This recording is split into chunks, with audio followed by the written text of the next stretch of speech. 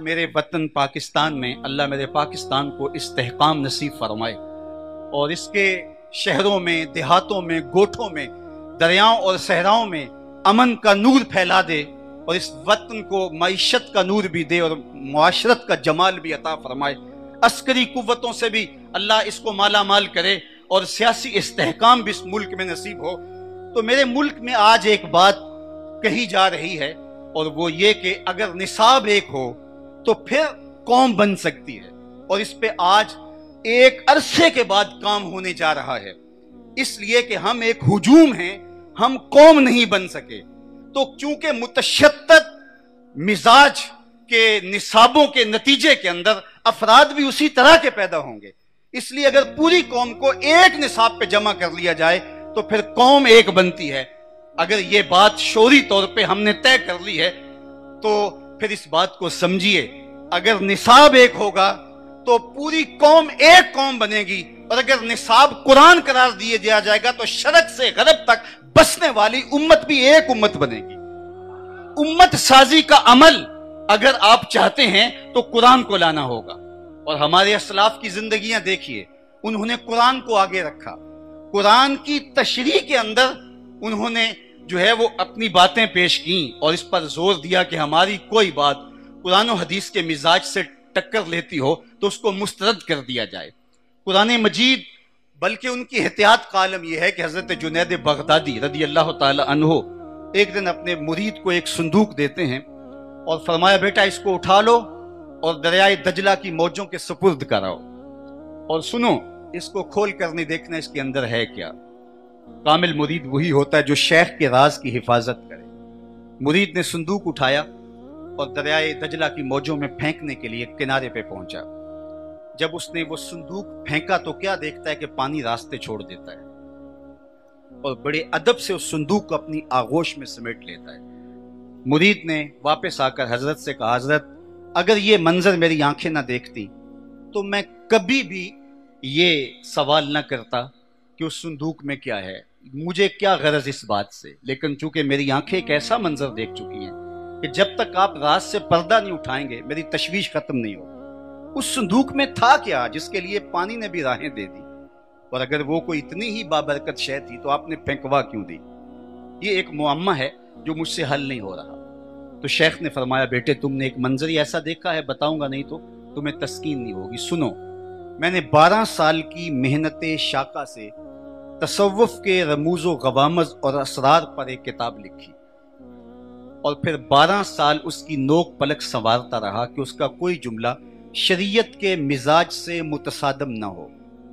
फिर 12 साल सोचता रहा मैं इस किताब को लोगों तक पहुंचाऊं कि ना पहुंचाऊं। आज 36 साल का अरसा बीत गया। मैंने सोचा है कुरान के होते हुए लोगों को जुनैद की किसी किताब की जरूरत नहीं है। ये वो मेरी 36 साल की कमाई है जो तुम दरिया बुर्द कर आए। तसव्वुफ के शहनशाह, इल्म के कोहे गिरा, वो फरमाते हैं कि इस एहतियात से कि इसको कुरान मजीद के मुकाबले में समझ ना लिया जाए और तरजीह ना लोग दे दें, तो मैंने इस किताब को दरिया बुर्द करवा दिया। आज हर शख्स जो टेढ़ी मेढ़ी लकीरें खींच ले और वो भी समझता है कि मेरी बातें हरफे आखिर हैं और इससे तशद्दुद और फिरकाबंदी को फरोग मिलता है, तो कुरान मजीद के साथ जब उम्मत जुड़ती है तो फिर हकीकी माना में उम्मत बनती है। वो शरक में बसने वाले हो या गरब में बसने वाले हो, जुबान कोई हो और उनकी जोग्राफियाई सूरत हाल कोई भी हो, चूंकि जब थ्योरी एक है तो प्रैक्टिकल भी एक आएगा। इसलिए जिन लोगों ने काम किया कुरान मजीद पर, उन्होंने इस्लाम की वो शक्ल पेश की जो रसूलुल्लाह लेकर के आए थे।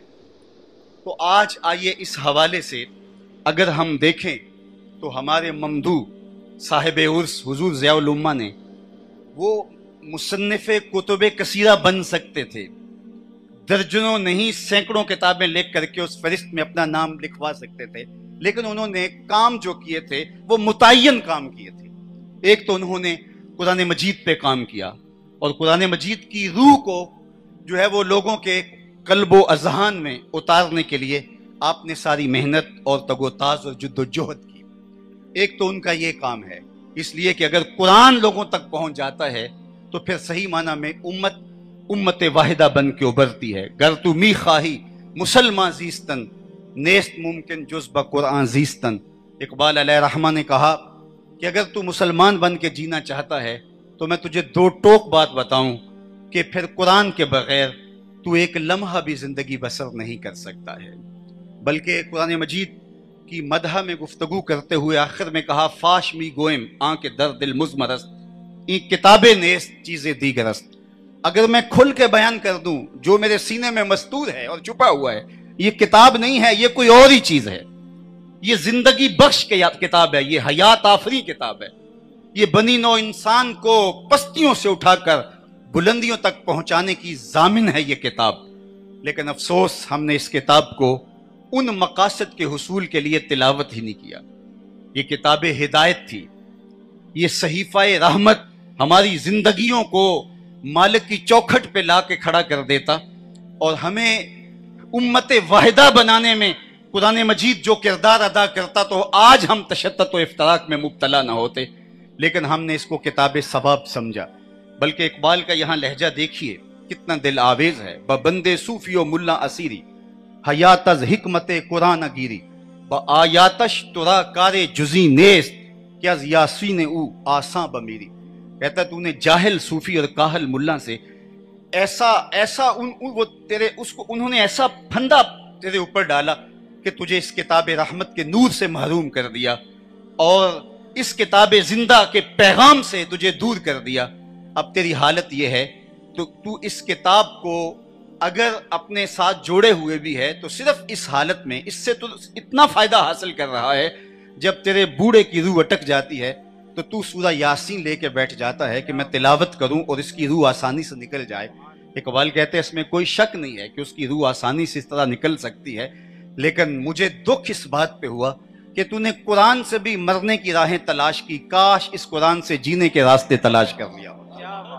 ये तो जिंदा किताब थी, ये तो खड़ा कर देने वाली थी, ये तो उम्मत की नहजत की जमानत थी, ये तो उम्मत की नशअत का जरिया थी, ये तो उम्मत को उम्मत वाहिदा बनाने वाली थी।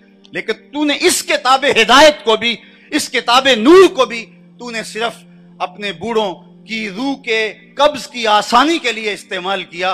काश इस कुरान को तू किताब जिंदा समझ किया, किताब जिंदा कुरान हकीम हिकमत ऊ ला यजालस्तो कदीम।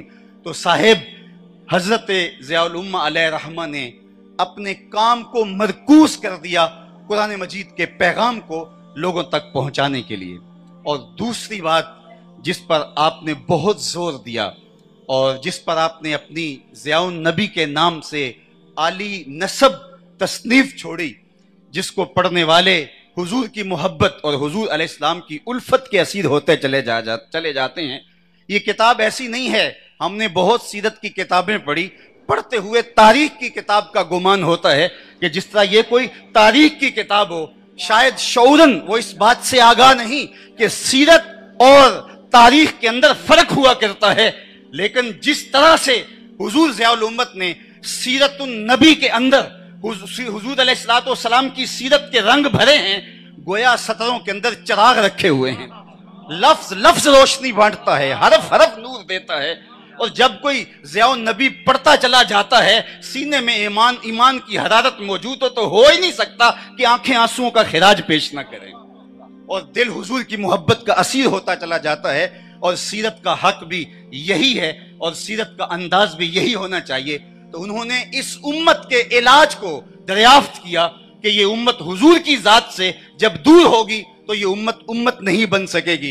इकबाल ने इस यहाँ अपने लहजे में एक बात कही थी, अहदे माँ माराजे माँ बेगाना कर, अज जमाले मुस्तफ़ा बेगाना कर। लोगों इस दौर की सितम ज़रीफ़ी ये है कि इस दौर ने हमें हमसे दूर कर दिया।